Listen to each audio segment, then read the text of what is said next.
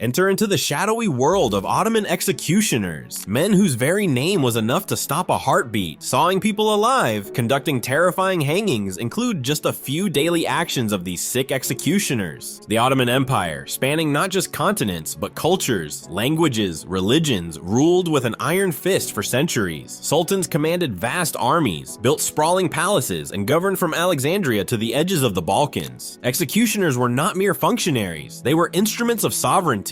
Their presence symbolized the Sultan's ultimate power, life or death. They were intended to punish, to terrify, to deter, to show the full cost of betrayal, treason, or crime against the state. The role and status of the executioners is the most interesting. Executioners in the Ottoman system were specialized people, chosen, trained, and isolated. Their duty was to carry out the Sultan's will without question. To disobey or show mercy could itself be punished. Socially, they occupied a strange space. Fear surrounds them, yes, but also taboo. Executioners were often ostracized, even shunned from the regular constructs of daily life. They lived apart, sometimes outside city walls, sometimes in districts specifically assigned to those whose work was considered unclean or impure. Their graves were simple, sparse, often marked without name. That's a tough way to go out if you ask me. I'd want my name on my gravestone. But for these executioners, ultimately to be remembered by deed, not by person. Their knowledge was secret, their methods guarded. The common people might know whispers of impalement here, of the boiling cauldron there, but few knew what it felt like. Few saw their work directly until someone they knew vanished or appeared in some gruesome public display.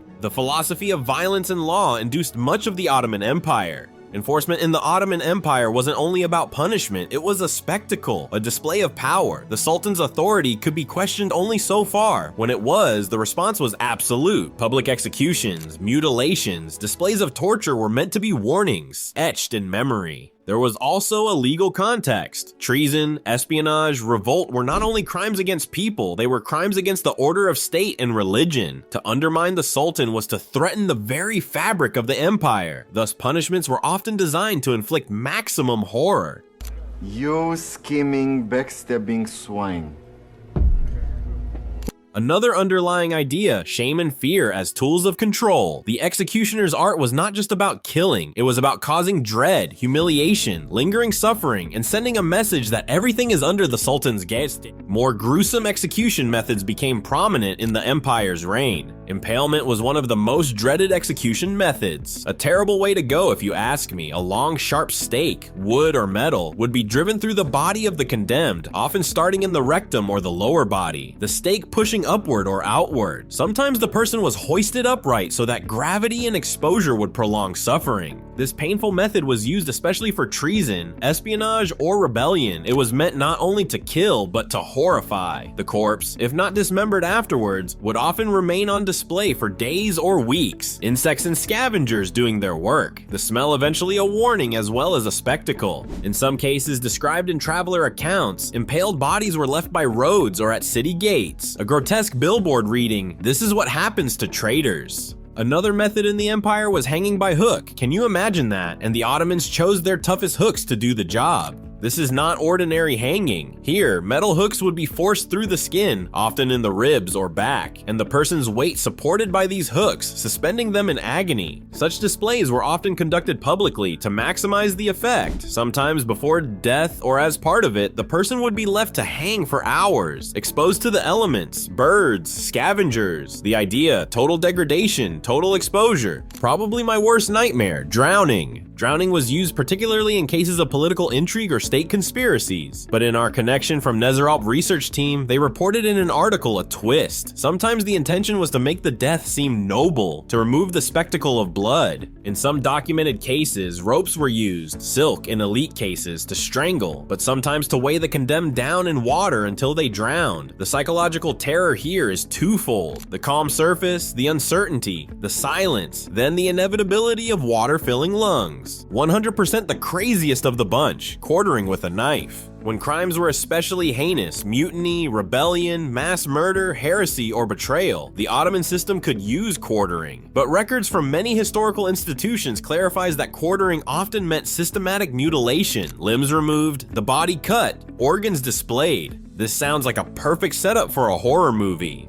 Would Hollywood dive into this type of material, I wonder? Less common but noted in much research across this era is catapulting. In cases of especially egregious betrayal or espionage, the condemned might be flung, literally hurled, by catapult into public squares or fortresses. The spectacle of the body flying, the landing, the collapse. It's believed that catapulting was rarely used, partly because of logistical issues, partly because of its unpredictability, but its horror was in the show, the trajectory, the fall, the audible gasp of expectation, the thud, the finality. Looking for a good stew? Well, step right up to watch someone who is boiling in a cauldron. Boiling, kazan kaynatma in the Turkish language, was among the cruelest punishments. Victims were thrown into cauldrons of boiling water, oil, or other liquids, slow death by scalding, every nerve ending tortured by heat, flesh peeling, steam rising. This was not only painful, it was humiliating, often used for serious betrayal, or crimes where the state wished to emphasize the body, the flesh, the burning, the scent would carry, the scene would haunt. One of the most chilling truths of the Ottoman Empire was this: power didn't protect you. In fact, the higher you climbed, the more brutal your fall could be.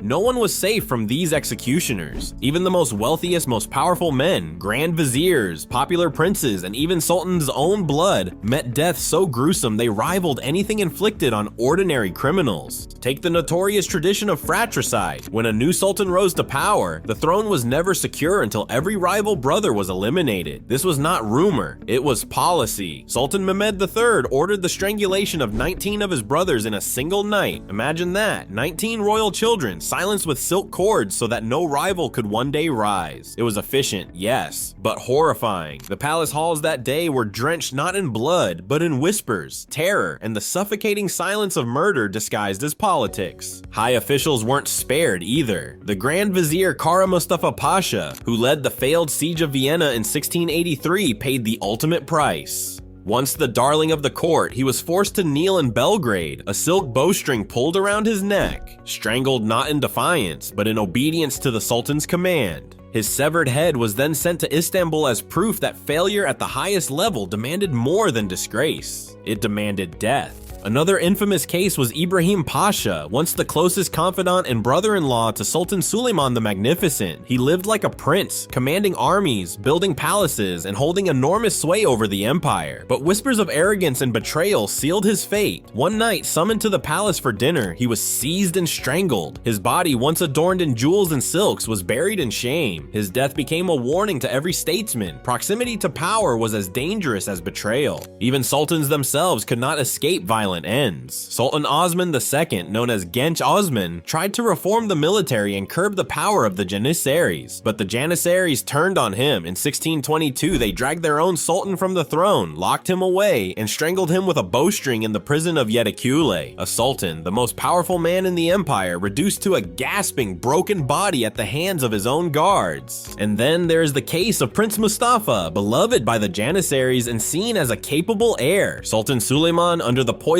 influence of his wife Hürrem and advisor Rustam Pasha, ordered his execution. In front of his father's own tent, Prince Mustafa was strangled with a bowstring. Soldiers wept, Janissaries rioted, but the deed was done. The empire lost a prince but gained another ghost. A reminder that in the Ottoman world, love, loyalty, even blood meant nothing when weighed against the Sultan's paranoia. Another example, during periods of rebellion or attempted coups, conspirators were often subjected to multiple methods, sometimes first tortured, then dismembered or mutilated, then displayed. Travel writers and diplomats in the Ottoman era, in the 17th to 18th centuries, often mention public gruesomeness, though sometimes with exaggeration. But some reports, bodies left by roads, heads mounted at gates, warnings to merchants, spies, would-be rebels. Let's analyze the other empires at the time, and see what history records in the books. Ottoman methods in many ways were extreme, but they weren't unique. Other empires located in areas like Europe or Asia had brutal punishments, drawing, quartering, burning, and many more. Those sound terrible, of course, but that doesn't even scratch the surface for the number of punishments that span across the globe at this time. The ancient and early days of the world were dangerous. What sets some Ottoman practices apart and makes it more intense, however, is the combination of legal codification, public spectacle, diversity of methods, and use of execution as warning across wide geography. This is the worst part. It heightens the possibility of falling victim. When we step back from the gore and look at the Ottoman system in context, it becomes clear that violence was not only tolerated but woven into the fabric of daily life. Punishment wasn't random cruelty, it was part of a broader worldview where law, faith, and authority converged. In Islamic jurisprudence, for instance, the concept of blood money, diyat, offered an alternative to vengeance, allowing families to accept monetary compensation instead of demanding execution. Yet in the Ottoman setting, this option coexisted with spectacular punishments, suggesting a society that normalized both negotiation and brutality. Violence in this sense was not just a tool of fear, but a recognized component of governance, social order, and even faith. The Ottomans lived in a world where strength and ruthlessness were celebrated as markers of divine justice and imperial power. This paradox, the balance between law, faith, and sheer force, may explain why their empire endured for centuries, spreading across continents. Violence wasn't merely imposed on the people, it was accepted as part of life, a cultural rhythm that both bound and terrified the population into obedience.